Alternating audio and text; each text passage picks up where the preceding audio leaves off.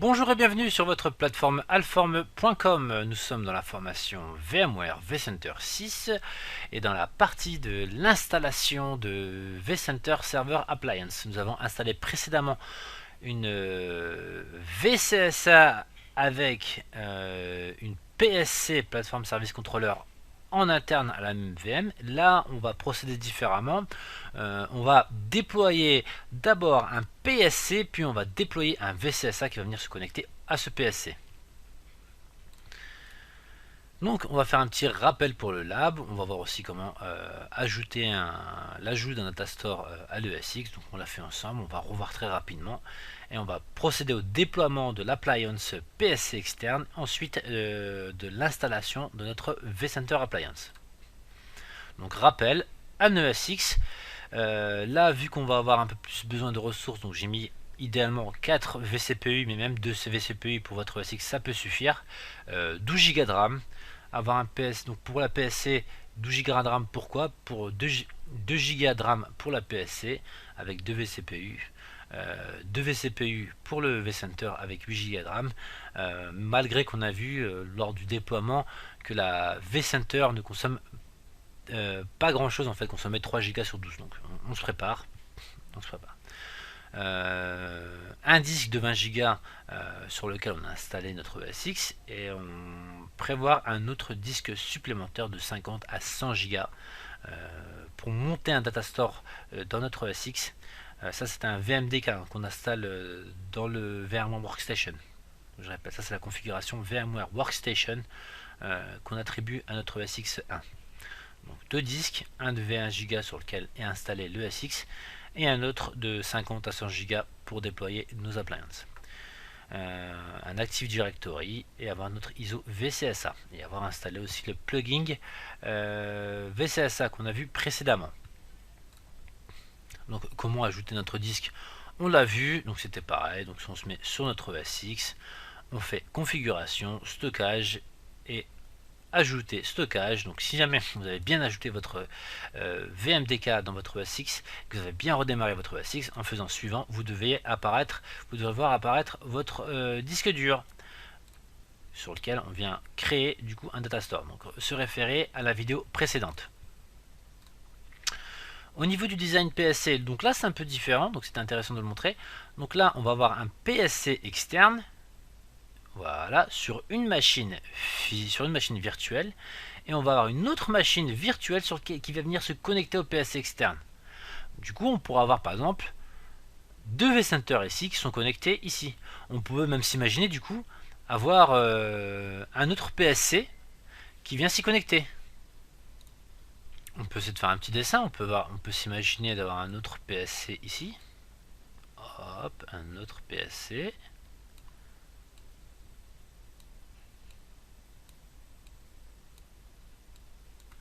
Avec un autre vCenter. Donc ça c'est carrément sur deux sites différents, donc on peut dire que c'est un autre vCenter, VC. On va l'appeler VCView, on va dire que du coup on a c'est pour nos postes workstation. Et ces deux PSC en fait ont le même domaine SSO. Du coup se synchronisent. Donc, voilà, se synchronise. Donc si jamais j'ai le même domaine SSO, donc voilà, donc ça veut dire que les paramétrages de compte que je fais ici vont venir se retrouver ici sans aucun problème. Donc après on peut s'imaginer avoir un troisième VC, on peut un troisième VC ici, et ainsi de suite. Donc on peut complexifier l'infrastructure. Donc vous avez compris un petit peu la chose. Donc on peut procéder ensemble au déploiement de notre PSC. Donc pour ce faire, c'est toujours via notre utilitaire. Donc on se connecte, ça se trouve dans l'ISO de VCSA. Donc voilà, donc au préalable, bien sûr, il fallait installer le VMware Client Integration. Ça, on l'a déjà vu dans la vidéo précédente. On lance l'installation ici. On se retrouve avec une page web et on lance installer. C'est similaire à l'autre, donc on va laisser rapidement. Donc, nom de l'ESX, on va mettre ESXi1.alform point local, donc là route, son petit mot de passe, alform 1,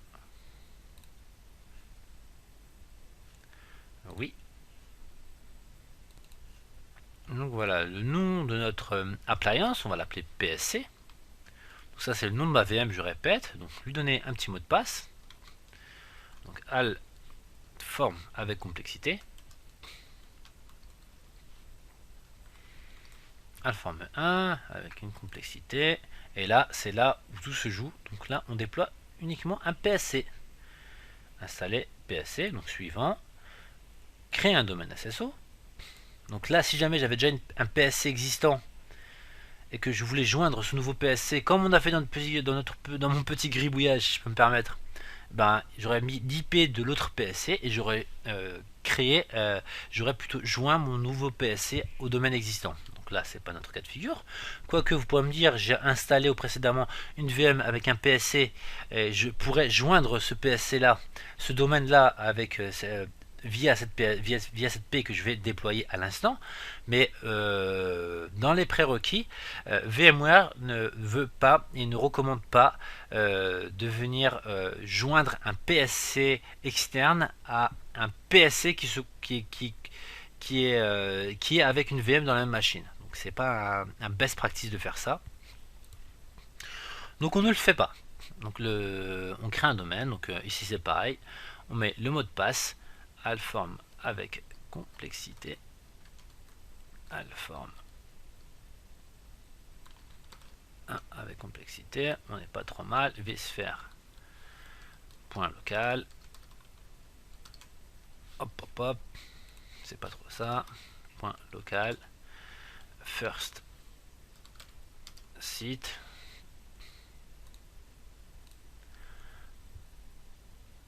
non valide, non pourquoi, hop. Qu'est-ce qu'il me dit? Hop. First. Ah, c'est parce qu'en fait, il doit toujours garder en souvenir que j'ai déjà déployé un first site. First. Voilà, c'est plutôt parce qu'il manquait le petit espace. Donc first site. Donc, très bien. Donc pas mettre d'espace dans votre nom de site.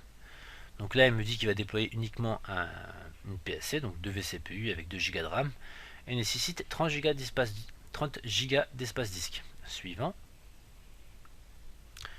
Où déployer ça? Donc sur mon data store de 100 Go qu'on a provisionné ensemble. Donc activer le mode dynamique. Donc ma VM en fine provisioning.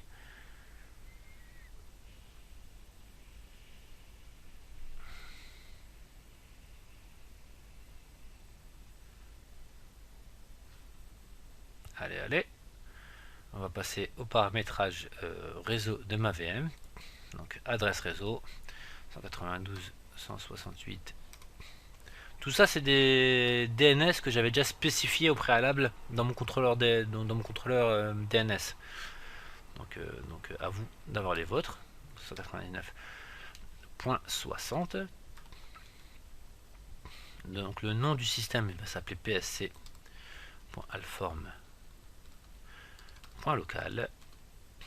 Donc la masque sous réseau 255 255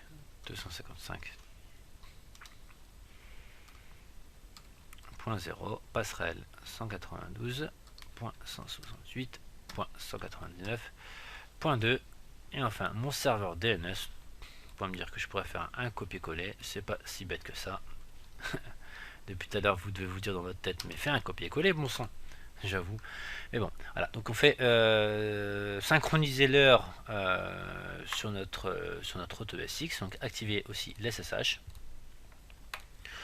Vous devez être là comme moi maintenant. Donc ici c'est le porte-groupe, hein, donc j'ai pas précisé tout à l'heure, ici c'est sur quel porte-groupe on se connecte. Pour ceux qui ne savent pas c'est quoi un porte-groupe, je vous invite à voir la formation ESXi, on a très bien détaillé. Donc joindre ou pas, ça vous de voir. Suivant. Et terminé, on lance le déploiement de notre PSC. Pareil, on peut se rediriger vers mon client ESX. On va voir normalement une tâche de création, de déploiement d'un OVF apparaître dans quelques secondes, si tout se passe bien. Une petite initialisation en cours. Qu'est-ce qui se passe? Je mets une petite pause de quelques... Voilà, le lancement de la tâche. Donc déployer OVF, il procède au déploiement de notre PSC qui est ici. Voilà, donc, téléchargement et déploiement du dispositif. Donc, je vous mets pause et je vous retrouve tout de suite dès la fin du déploiement. Donc notre PSC est installé, donc génial. Donc voilà, notre PSC est installé. Donc à la différence de l'installation d'un vCenter, on ne nous demande pas de nous y connecter, c'est un peu normal. Donc notre PSC est bien déployé, on va vous montrer. Le voici, il n'est pas très gros, il consomme 5 Go en disque. Niveau de l'allocation, il consomme 148 MHz et même pas 2 Go de RAM. Et bien on peut enchaîner directement avec l'installation de notre vCenter Appliance. Donc, suivant, j'accepte le VMware, blablabla. Donc, pareillement, se connecter ESXi ESXi1.alform.local route, le mot de passe alform 1. Petite validation. Ok, on accepte. Le nom du dispositif, on va l'appeler VCSA 2. Regardez, le nom de la machine virtuelle existe déjà. En effet, on a déjà une machine VCSA. Donc, on va l'appeler VCSA 2. Mot de passe. Donc, al forme 1, pareil. Al forme 1. Il ne respecte pas la complexité requise. Donc à la place du haut dans alform, je mets un arrobase.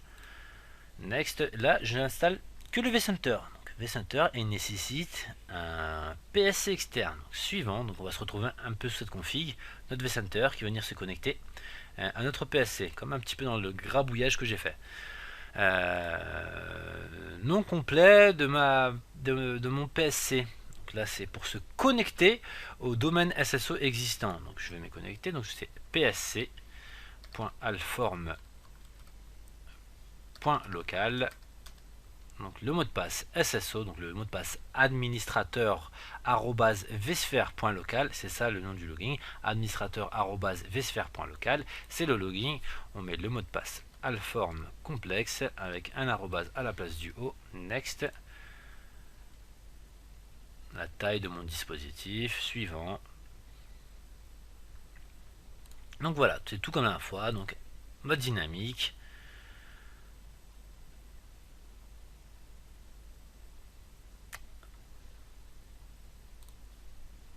J'ai toujours pas appris l'Oracle, donc je vais passer sur un Postgre et c'est largement suffisant pour notre lab. Surtout que la Postgre, cette Postgre de la VCSA peut gérer jusqu'à 1000 hôtes, faut que je vérifie, mais c'est bien ça, 1000 hôtes normalement.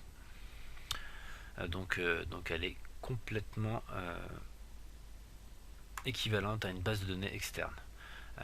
Adresse réseau, j'ai encore mon copier-coller, très bien. Donc là c'est 60, 61, 62. Donc le nom, donc c'est VCSA2.alform.local. Le masque de sous-réseau 3 x 255.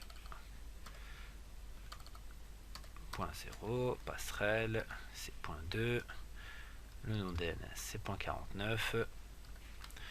On synchronise mon heure sur le SX, on active le SSH, je fais suivant et je peux lancer le déploiement de mon vCenter qui va venir se connecter, qui va utiliser le domaine SSO de ma PSC qui a déjà été déployé.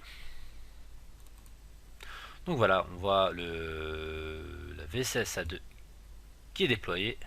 On peut voir vraiment une différence entre de rapidité de déploiement entre la vCenter qu'on a pas mal bataillé sur les vidéos précédentes et la VCSA. En effet, pour du lab, il n'y a pas mieux. Même pour l'entreprise, même pour de la grosse production, il n'y a pas mieux. Comme je vous ai dit, et je vous répète une dernière fois, pour moi, à mon sens, qu'est-ce qui va permettre de départager entre une VCSA Appliance ou une VCSA Windows? C'est les compétences internes. Si vous avez des grosses compétences Linux, je vous invite à faire la VCSA. Si vous avez plutôt des compétences Windows, je vous invite vers le vCenter Windows. Si vous avez des grosses compétences plutôt SQL serveur dans votre entreprise, je vous invite sur le vCenter Windows. Si c'est plutôt un administrateur Oracle, je vous invite sur un PSC Oracle. Et si jamais vous avez plutôt un DBA Oracle et vous êtes plutôt à l'aise avec vCenter, ben vCenter peut être installé sur une base de données Oracle. Donc toutes les combinaisons sont possibles. Donc je vous reprends à la fin du déploiement.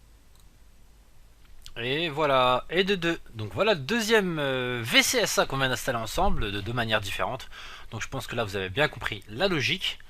Très important, surtout l'histoire du design PSC, c'est très important. C'est des choses qui reviennent souvent. Maintenant, ça n'a plus de secret pour vous. Ce qu'on peut essayer de remarquer, personnellement, la taille au niveau du disque entre le PSA allumé et le PSA éteint. Ça c'est parce que c'est normal. En fait, ça c'est ceux qui ont suivi la formation. La VM éteinte fait 3 Go, mais qu'est-ce qu'on ajoute en plus? Je vous laisse réfléchir. Donc là on a 4 Go. Et pourquoi si je l'allume, je vais me retrouver avec 12 Go d'un coup? Je vous laisse réfléchir. Qui s'en rappelle, c'est parce qu'on a le fichier VSW, le fichier swap qui est synchronisé dans la VM. Donc voilà, donc pour une petite piqûre de rappel, je vous invite à vous rediriger vers la formation ESXi. Donc voilà, on n'est pas trop mal, donc on va avancer très rapidement. Toujours votre support de cours qui va vous accompagner lors de votre déploiement, à mettre en parallèle de cette vidéo. Donc voilà. Ce qu'on a couvert, on a vu le rappel pour le lab, l'ajout d'un datastore à l'ESX très rapidement, le déploiement dans un premier temps de l'appliance PSC en externe, puis ensuite on a déployé un vCenter Appliance qu'on est venu connecter au domaine SSO de notre PSC déployé précédemment. Donc voilà.